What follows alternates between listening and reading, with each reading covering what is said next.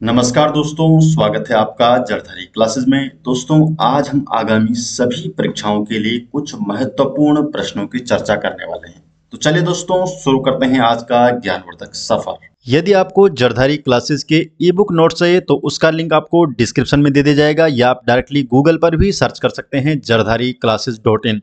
आपको हमारे ई book store में मिल जाएगा 100+ उत्तराखंड एग्जाम के सोल्व पेपर, उत्तराखंड हिस्ट्री के नोट्स, उत्तराखंड डिस्ट्रिक्ट सीरीज के नोट्स, रीजनिंग के नोट्स, जनरल हिंदी के notes, Uttarakhand current affair, national current affair, international current affair और model paper and MCQ set भी आपको हमारी वेबसाइट में देखने को मिल जाएगा, जो कि आपके complete UKPSC, UK triple SC के एग्जाम के लिए काफी महत्वपूर्ण साबित होने वाला है। आज की वीडियो का question number 1, east India company का गठन किस वर्ष हुआ था?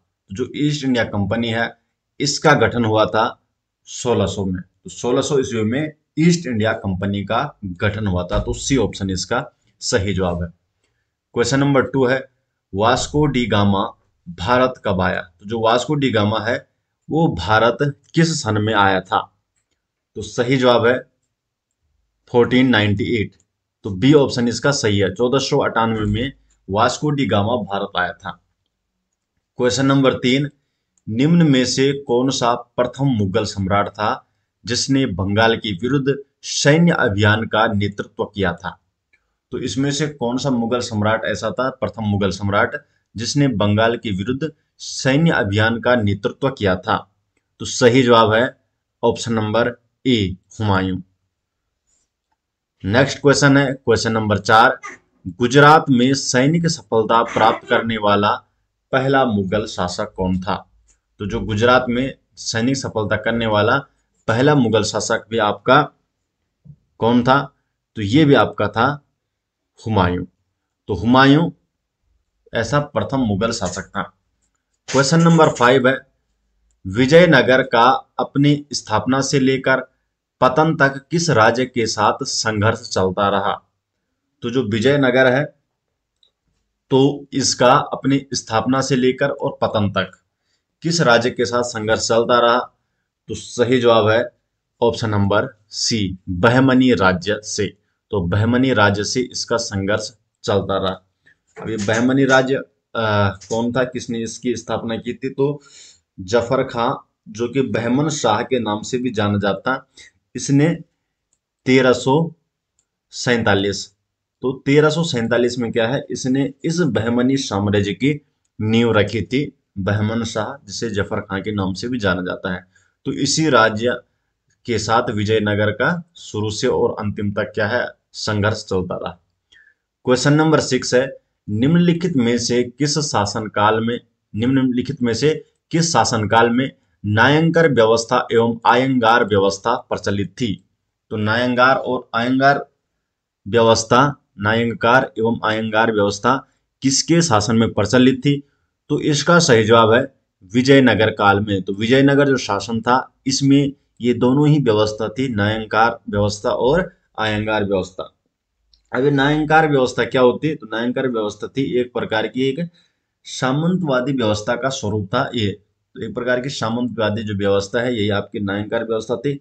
लेकिन जो आयंगार व्यवस्था है इसमें क्या होता था कि कुछ गांव होते थे और उसकी एक स्वतंत्र इकाई होती थी, और उसके अब जो उनको देखने के लिए उन जो इकाई होती थी कुछ गांवों को मिला के, तो 12 व्यक्तियों के एक समूह को नियुक्त किया जाता और इन व्यक्तियों को कहा जाता आयंगार। आयंगार के नाम से उन व्यक्तियों को कहा जाता था। तो ये व्यवस्था आपकी आयंगार व्यवस्था कहलाई जाती। क्वेश्चन नंबर 7 है, दिल्ली के निम्नलिखित सुल्तानों में से किसे इतिहासकारों ने विरोधाभासों का मिश्रण बताया? तो कौन सा सुल्तान ऐसा था जिसे इतिहासकारों ने विरोधाभासों का मिश्रण बताया था? सही जवाब है मोहम्मद बिन तुगलक। तो डी ऑप्शन इसका सही जवाब हो जाएगा। क्वेश्चन नंबर 8 है, मोहम्मद बिन तुगलक ने अपनी राजधानी कहां से कहां बदली थी? तो जो मोहम्मद बिन तुगलक था उसने अपनी राजधानी कहां से कहां चेंज की थी? तो सही जवाब है दिल्ली से देवगिरी। तो ये दिल्ली से अपनी राजधानी देवगिरी ले गया था। क्वेश्चन नंबर 9 है, उत्तर भारत में चांदी का सिक्का जिसे टंका के नाम से कहते हैं। जारी करने वाला कौन मध्यकालीन शासक था?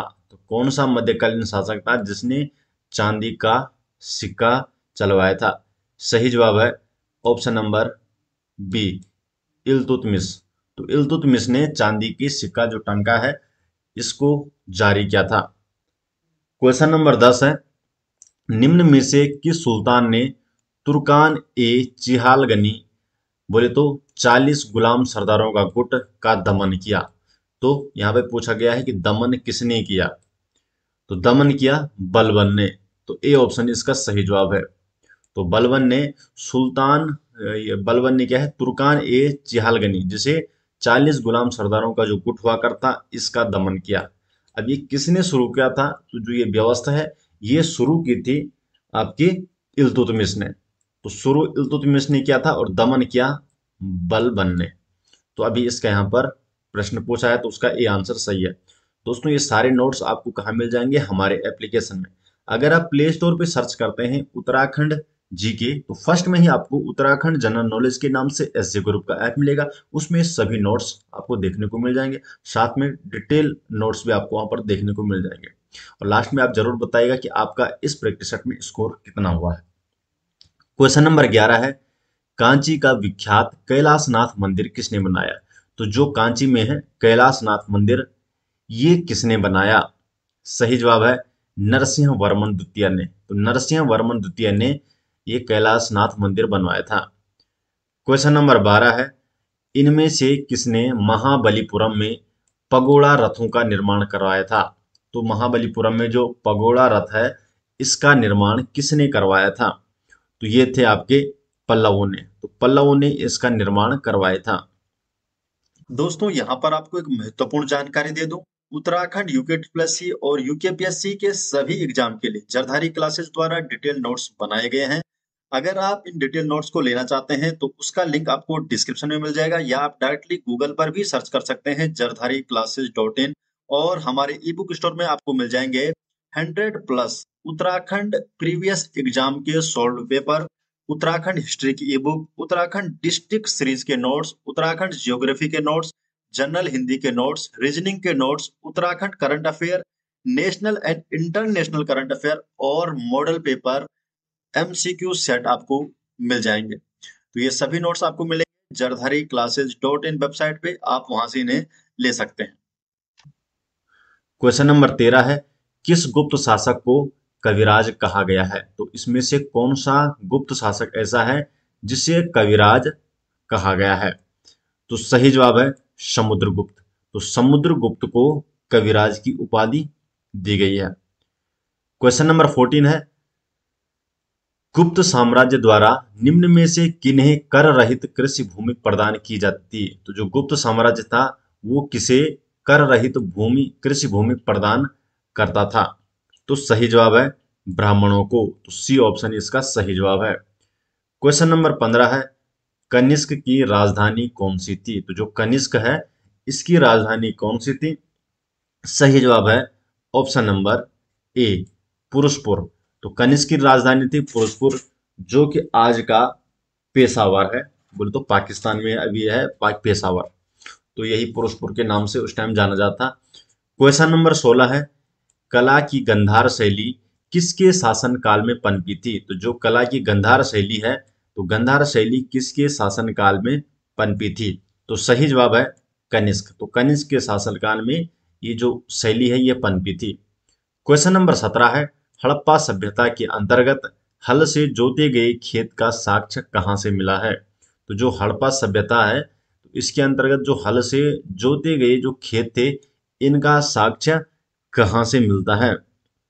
तो ये मिलता आपका कालीबंगा से। तो सी ऑप्शन इसका सही जवाब है। क्वेश्चन नंबर 18 है, सैंधव सभ्यता की ईंटों का अलंकरण किस स्थान से मिलता है? तो जो सैंधव सभ्यता थे तो यहाँ पर जो ईंटों का अलंकरण है ये किस स्थान से मिलता है? तो ये भी आपका मिलता है कालीबंगा से। तो ए ऑप्शन इसका सही जवाब है। क्वेश्चन नंबर 19 है, ऋग्वेद में कई परिच्छेदों में प्रयुक्त अधन्य शब्द संदर्भित है। तो कई जगह है अधन्य शब्द, तो ये किससे संबंधित है? तो ये संबंधित है गाय के लिए। अधन्य शब्द गाय के लिए संबंधित है ऋग्वेद में। तो सी ऑप्शन सही हो जाएगा। क्वेश्चन नंबर 20 है, सत्यमेव जयते शब्द किस उपनिषद से लिया गया है? जो सत्यमेव जयते शब्द है ये किस उपनिषद से लिया गया है? तो सही जवाब है ऑप्शन नंबर बी, मुंडक उपनिषद। तो मुंडक उपनिषद से सत्यमेव जयते शब्द लिया गया है। क्वेश्चन नंबर 21 है, अणुव्रत। तो अणुव्रत शब्द किस धर्म से जुड़ा है? तो ये शब्द किससे जुड़ा हुआ है? तो ये आपका जुड़ा हुआ है अणुव्रत शब्द जैन धर्म से। तो जैन धर्म से अणुव्रत शब्द जुड़ा हुआ है। क्वेश्चन नंबर 22 है, छठी शताब्दी ईस्वी पूर्व का मत्स्य महाजनपद स्थित था। तो जो छठी शताब्दी का मत्स्य जनपद है ये कहाँ स्थित था? सही जवाब है ऑप्शन नंबर ए, राजस्थान में।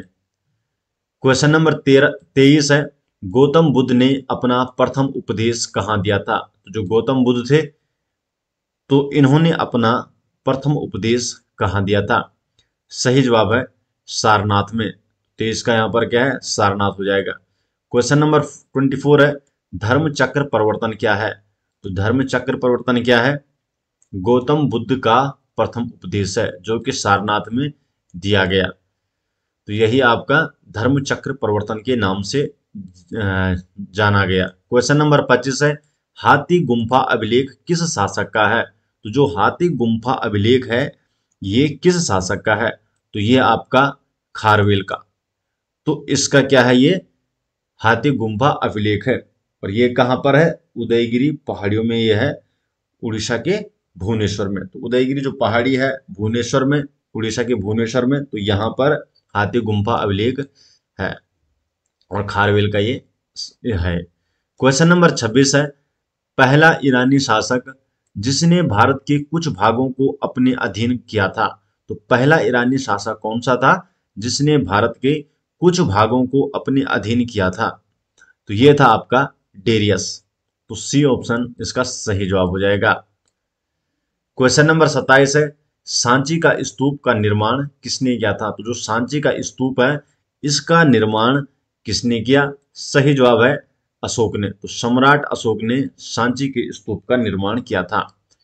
क्वेश्चन नंबर 28 है, कलिंग युद्ध के पश्चात सम्राट अशोक ने किस धर्म को स्वीकार किया था? तो अशोक ने कौन सा धर्म यहां पर स्वीकार किया? तो इन्होंने किया बौद्ध धर्म। तो बी ऑप्शन इसका सही जवाब हो जाएगा। क्वेश्चन नंबर 29 है, शुंग शासकों की राजधानी कहाँ थी? तो जो शुंग शासक है इनकी राजधानी कहाँ थी? सही जवाब है विदिशा में।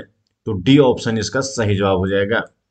क्वेश्चन नंबर 30 है, मौर्य वंश के पश्चात किस वंश का राज स्थापित हुआ? तो जैसे ही मौर्य वंश का पतन हुआ तो इसके पश्चात किस राजवंश, कौन सा राजवंश यहाँ पर शुरू हुआ था? तो ये इसका सही जवाब है शुंग वंश। तो डी ऑप्शन इसका सही जवाब है। तो दोस्तों ये हो गए आज के 30 प्रश्न। आपको कितने यहाँ पर स्कोर रहा है इस प्रैक्टिस सेट में ये आप कमेंट बॉक्स में जरूर बताइए। वीडियो पसंद आती है तो वीडियो को लाइक कीजिए, अपने अधिक से अधिक दोस्तों इस वीडियो को शेयर कीजिए। अगर आप पहली बार चैनल में आए तो चैनल को सब्सक्राइब जरूर कर लीजिए। तो दोस्तों मिलते हैं नेक्स्ट वीडियो में, तब तक के लिए आपका बहुत बहुत धन्यवाद।